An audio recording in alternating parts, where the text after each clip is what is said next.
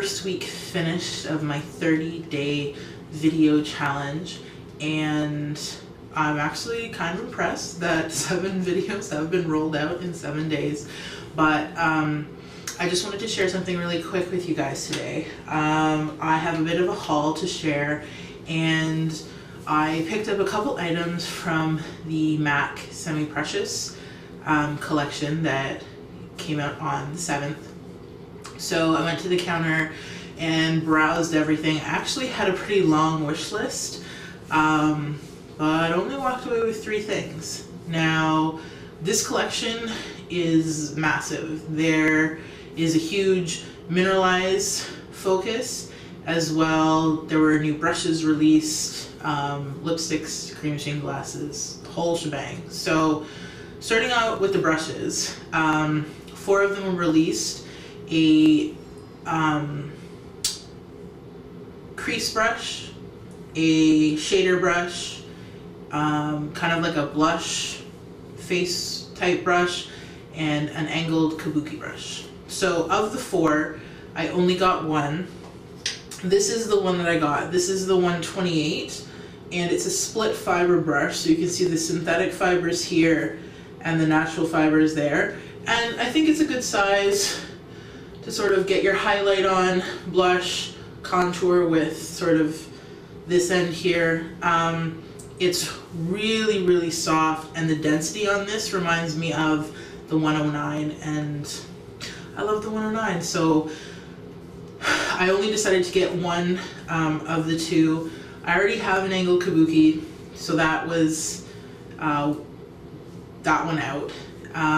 The blending brush, I'm really particular with blending brushes, and there was just something about that one. I don't know if it was because of the split fibers, it just kind of felt strange, a little unbalanced to me, so I skipped that one. And I was actually going to get the shader brush, but I'm still pondering that one. I didn't like it as much as I like this one, so as I said, I just settled on the 1.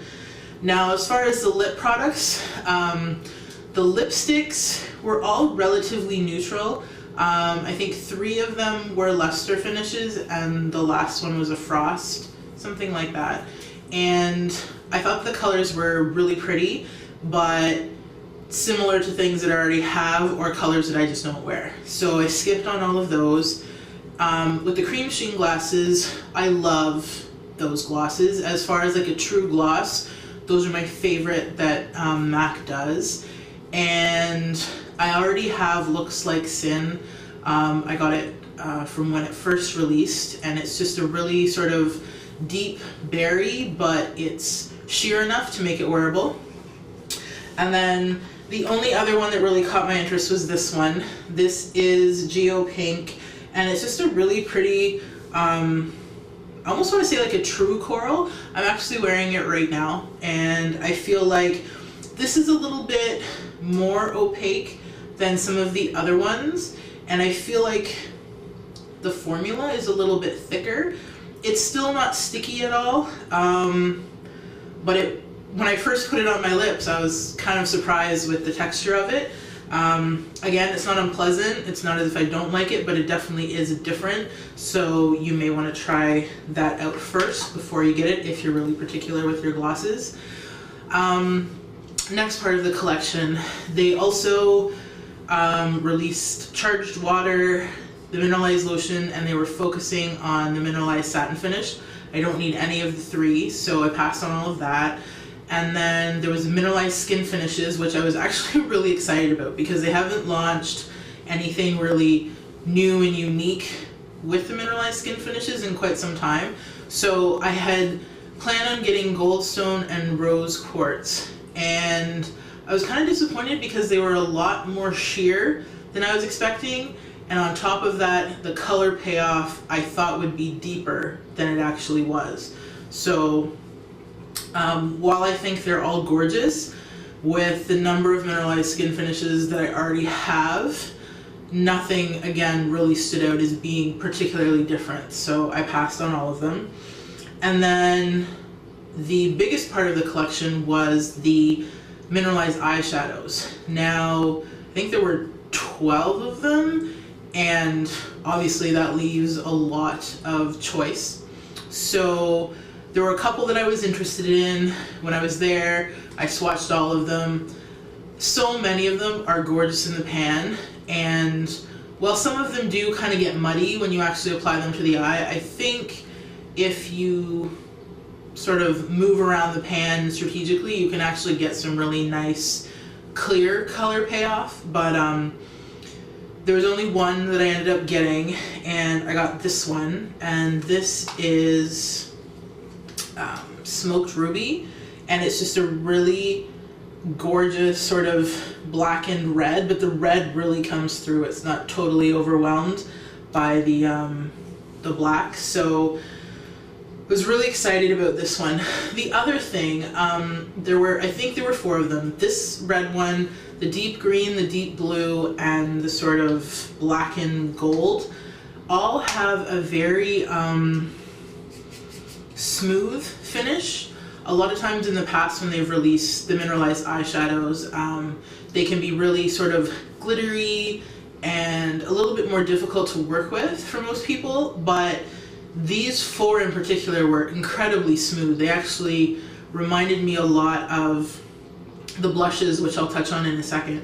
But I didn't get the blue because I've got so many deep blue eyeshadows, and even though I love how I look in a dark blue, I don't wear it very often, so I didn't really see the need to add another one.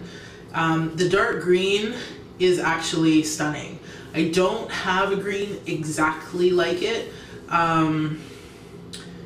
but I feel like, again, I don't wear greens often enough to justify it. And then the gold was actually really pretty because you could either get it to come up really gold or very subdued depending on sort of where in the pan you swatched it. But again, I've got a lot of golds, and I feel like that one I could probably easily do. The other ones, again, really pretty, especially in the pan, but I don't reach for mineralized eyeshadows very often. I have quite a few of them, and I think with maybe 1 or 2 exceptions, I think they're all fantastic, but I'm such a palette person that unless I'm thinking, oh, I specifically want to use one of them, I don't sort of see them to reach for them on a regular basis. Now, the blushes were really pretty. Again, they had like a really smooth, like no glitter, not chunky at all, very pigmented, which I was kind of blown away by, but I felt that for me, the colors were a little light. I didn't spend a lot of time playing with them, so maybe the next time I go in, I'll actually try one on the skin, because I know blushes can be a little